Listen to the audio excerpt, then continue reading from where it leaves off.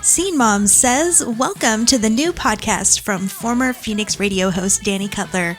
Each week bringing you independent music, industry news, the occasional interview, and other fun segments.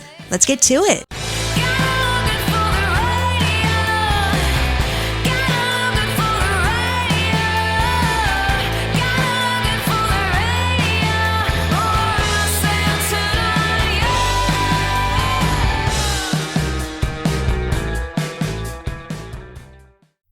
Scene Mom says hello and welcome to episode 56. I hope everyone had a good couple of weeks.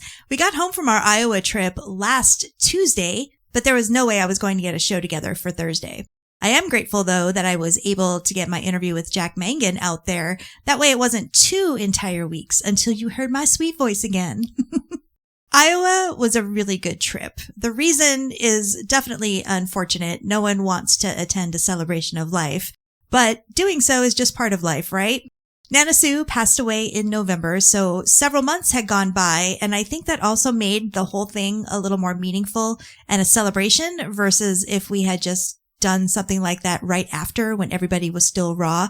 Everyone had a chance to mourn and grieve in their own way. It was also really great to spend time with the Cutler side of the family, Brett's mom and sister, and many of Sue's family as well. Our daughters also flew out for it, and that was a big reason we drove and brought our dog Lizzie with us. She did pretty well for a 15-and-a-half-year-old doggo who cannot see very well or hear very well. Made for a longer drive there and back, however, which is also fine. We discovered that the Love's travel stops all have dog areas, so we made sure to stop at every Love's travel stop on the way home. We didn't notice that on the way there. But we laughed, we cried, we hugged, we watched movies, we cried some more, and we ended up watching the girls play Wii with their childhood avatars that were still in Nana's system, so we cried some more. And we shared plenty of memories and stories. I know that everyone says hug your loved ones after a tragedy and don't sweat the small stuff, but it is absolutely true. You never know when you're going to lose those you love. We only know that we are going to lose them at some point. Don't sweat the small stuff. Any of those family issues that are coming up and stuff, you got to put a lot of that stuff aside because life is too short. The little things, that is. So after getting home, it was back to work, which was mostly catch up. I had a show last weekend at Diamond Hearts Art Studio in Gardner, and it turned into a mini birthday party for me. My birthday was on Monday, the 28th. That was all my doing because I like parties. But as always, the music was top notch and I just love the art studio. It is perfect for more low-key shows and open mics, and Soundbites Events does a great job putting that stuff together and recording all of the artists and putting it on their YouTube channel. And that way the artists have content that they can use and share as well. It's just a great system. I also have a marketing workshop coming up in my town at the end of May, which I'm very excited for because I finally got the push that I needed to begin having these classes. I have been procrastinating for a good 6 to 8 months. And someone actually reached out to me who I know from the Gardner Chamber, who also lives in my town of Winchendon. And she said I was the first person she thought of for the class. So that made me feel like, hey, I'm home. This is my home now. People know me. This class is going to be a more general marketing and social media class, but I do plan on having more that are focused on the artist and creatives, like the classes that I had back in Phoenix. So all good things are happening and coming up here on my side of the country. Good things are also happening and coming up on the show this week as well. I've got your music news, history, marketing tip, and yes, several indie tracks to share with you. So let's get back to it. The song you're about to hear is the new single from Phoenix band Escape the Hive. They have an album coming out late summer, early fall. They haven't quite nailed that down yet, but they're going to be touring the West and Midwest this spring and summer. So go follow them on all the things. This is called Around the Sun, and you are listening to What Scene Mom Says.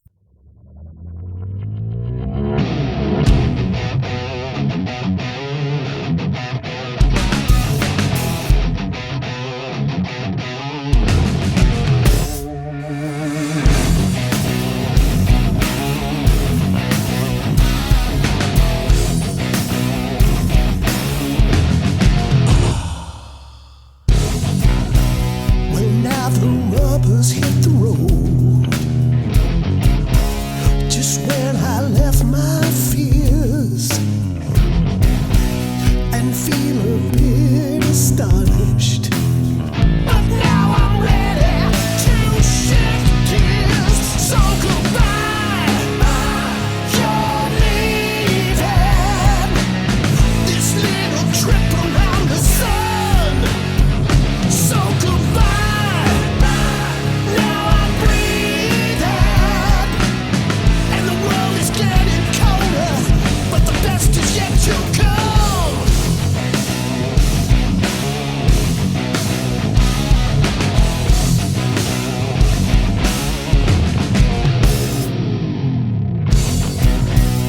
watching problems as they mount.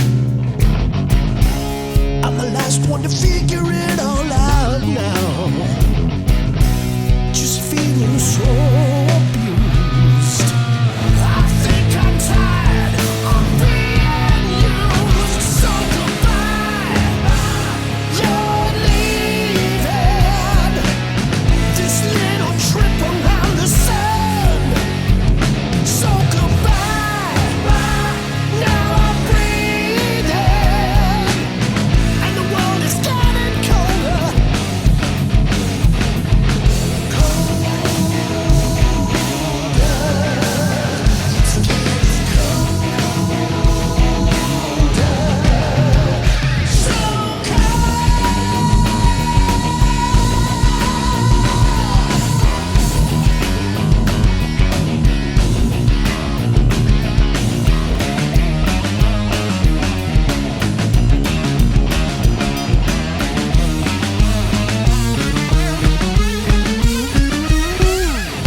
Now it all seems so perfectly clear.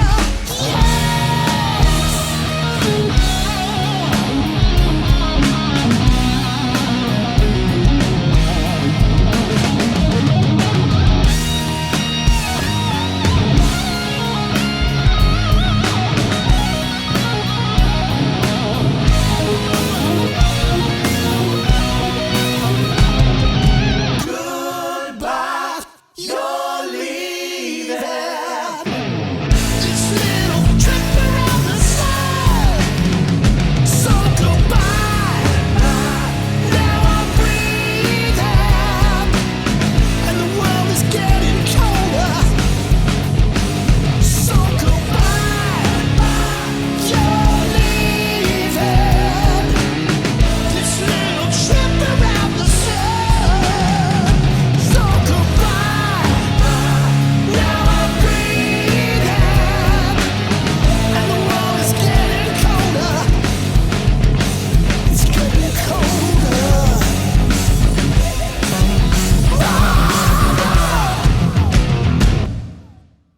A good rockin' track to get you pumped up, right? C-Mom says it is now time for some music news. Now, I would be remiss if I didn't give you a Firefest update on that saga, which seems to have reached a conclusion. Billy McFarland, the founder of the infamous festival, has announced he's stepping down and putting the Fire Festival brand up for sale. The decision comes after the postponement of Firefest 2, which was scheduled for May 30th through June 2nd in Playa del Carmen, Mexico. The postponement followed a dispute with local authorities who claimed they had no knowledge of the event. McFarland, who served 4 years in prison for wire fraud related to the original festival, stated that the brand needs a team with more experience and infrastructure to realize its potential. That is code for I screwed up, right? He emphasized that the sale includes the festival's trademarks, digital assets, and what he describes as its culture capital. Despite the brand's troubled past, McFarland believes it still holds significant value and influence in the media and entertainment industry. He expressed hope that the new leadership could transform Fire into a legitimate global entertainment enterprise. As of now, the future of the festival remains uncertain, with no information provided regarding refunds for ticket purchasers of the postponed second event. I hope nobody actually purchased tickets, but I'm sure they did because people get suckered into that all the time. All right, so thus ends the coverage of Firefest for now. In other news, Green Day, punk rock band from Berkeley, California, is receiving their star on the Hollywood Walk of Fame May 1st, which, if you're listening on Thursday when this drops, is today. The ceremony took place or takes place at 11:30 at Hollywood Boulevard outside the Amoeba Music Store and will be streamed live on the Walk of Fame's website. The event will be hosted by veteran radio and television personality Matt Pinfield, making his first public appearance since recovering from a stroke earlier this year. Tennis legend Serena Williams and actor Ryan Reynolds, who are both fans of the band, are scheduled to deliver tributes during the ceremony. What? Nobody asked me? Formed in 1986, Green Day has significantly influenced the rock music landscape over the past 30 years. Their latest album, Saviors, was released in 2024 and earned 3 Grammy nominations, including Best Rock Album. And I have loved them through it all, even the single they did for the Twilight soundtrack. Fans can find Green Day's star near those of fellow Californian rockers, the Red Hot Chili Peppers, adding to the band's enduring legacy in the industry. And finally, the Rock and Roll Hall of Fame has announced its 2025 inductees, celebrating a big group of artists and industry figures who have significantly influenced the music landscape. The ceremony is scheduled for November 8th at the Peacock Theater in LA and will also be streamed live on Disney Plus, with a special airing on ABC at a later date, and will be available on Hulu the next day. So the performer category, we've got Chubby Checker, Joe Cocker, Bad Company, Cyndi Lauper, Outkast, The White Stripes, and Soundgarden. For musical influence, we've got Salt and Peppa and Warren Zevon. Musical Excellence Award goes to Tom Bell, Nicky Hopkins, and Carol Kay. And it's just a great list. People really like poo-poo on the Rock and Roll Hall of Fame because they get so wrapped up in rock and roll as the genre rock. But rock and roll and rock music extends multiple genres. And I say it every time I talk about the Rock Hall. I can't wait to get back to Cleveland and actually take my time going through the Rock Hall. Artists become eligible for induction 25 years after their first commercial release, with selections made by over 1,200 industry professionals. Though, notably, nominees such as Mariah Carey, Fish, Oasis, and Joy Division New Order were not inducted this year. So that's your music news this week, and if you have any feedback or other thoughts, you can always send an email my way, scenemomsays@gmail.com.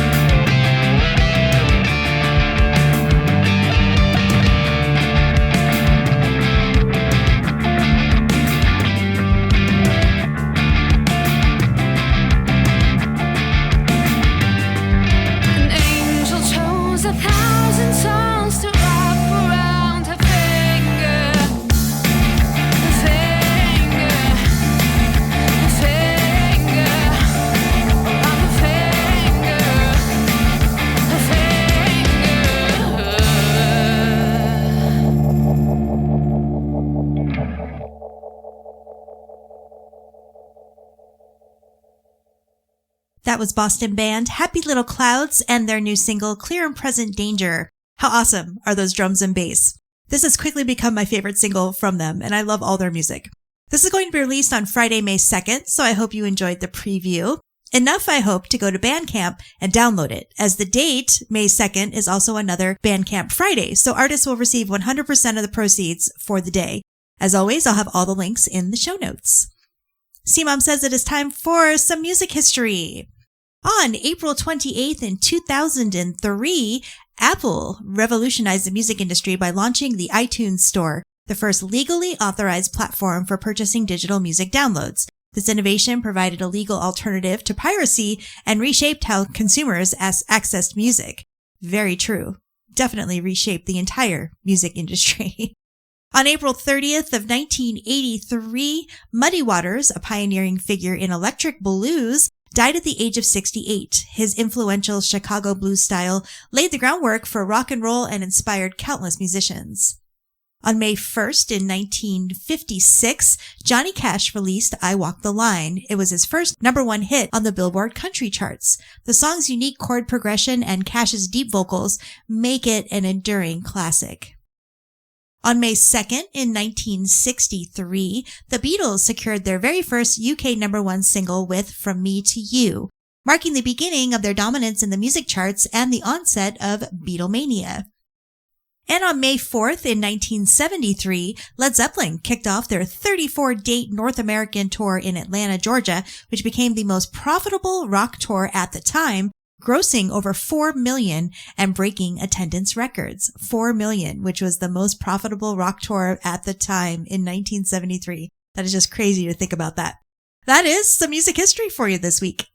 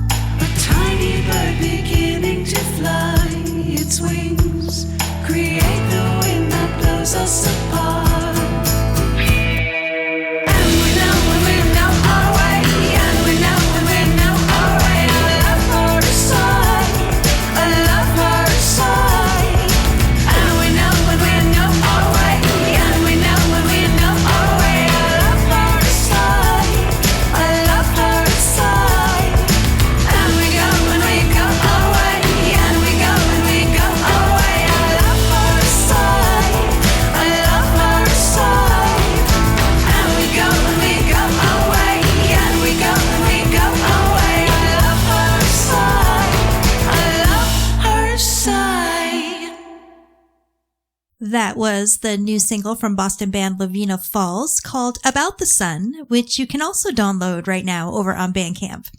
C-Mom says it is time for your marketing tip of the week.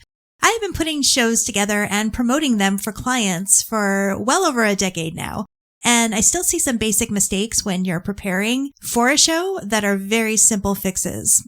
Over the next few weeks, I'm going to cover all the things you need to have set up before you announce an event. It'll make everything after announcing it go so much more smoothly. So this week, we're going to cover making sure that you have all your details finalized. So obvious things, the date and the time, the venue, make sure you've got that venue confirmed. And if there's a contract, make sure you have it signed and make sure there's a contract. The artist lineup, you definitely want to make sure that the artist lineup is set up. And if there's any agreements you have to make sure everything's confirmed. All the agreements are set. If there's any age restrictions, if that's applicable, make sure those are figured out. Big thing, the ticket price and fees, make sure that is figured out as well. And have that ticket link ready or the on sale date finalized. So make sure that whoever is doing the ticket link has it together. Everyone has the link so that they can share it. Just make sure it's all done. Be careful about many emails back and forth when you're trying to confirm all these things because it can become very confusing very quickly and not everyone remembers everything. So having one band or a person as your point of contact is also going to help greatly with keeping everything straight. You basically need someone to manage all of that, whether it is an entire band who's leading the show or one particular person. And as always, if you want to chat more about marketing or promoting your music or your brand, you can schedule a consultation with me over at DannyCutler.com. You can also subscribe to the newsletter for even more. And there is the private Facebook group as well. And yes, I will have links to everything in the show notes.